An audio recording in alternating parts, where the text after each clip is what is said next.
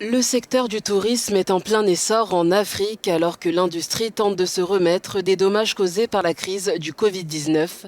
C'est le sentiment exprimé par les exposants du World Travel Market Africa qui se tient cette année au Cap, en Afrique du Sud. Pour Carole Weaving, l'une des organisatrices, l'édition 2023 est un succès. Le nombre d'exposants a bondi de 35% par rapport à l'année précédente. Cette année, nous avons 577 exposants, ce qui représente une croissance de 35%. Ce qui est vraiment intéressant, c'est que nous sommes le seul salon entrant et sortant du continent. Cela prouve qu'il y a beaucoup d'échanges intra-africains. Sur le plan international, on peut également constater que l'Atlas de l'océan Indien est présent, avec les Seychelles, la Réunion et Madagascar. Cette année, le commerce intra-africain est l'un des thèmes phares du World Travel Market Africa puisqu'il doit permettre de booster la croissance du continent. S'agissant du tourisme, des États comme les Seychelles pensent que cela agira comme un catalyseur tant sur le plan économique que pour la promotion culturelle du pays. La nouvelle stratégie déterminée par notre ministre du Tourisme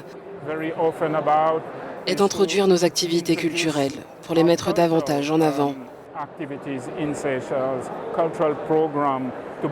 Nous avons une histoire à raconter aux autres, notre nourriture, notre musique à présenter. Et nous en tant que peuple,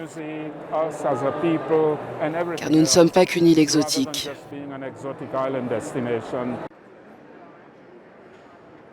De son côté, le Zimbabwe, qui a fait du tourisme un pilier central de sa stratégie nationale de développement, espère porter à 5 milliards de dollars cette industrie d'ici 2025.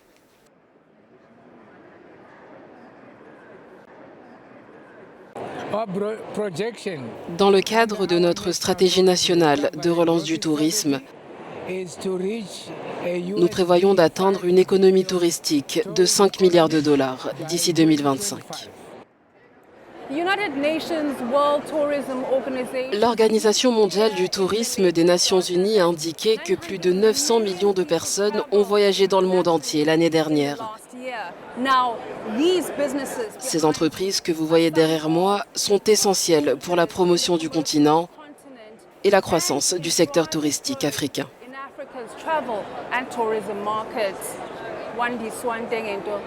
Cape Town, South Africa, African News.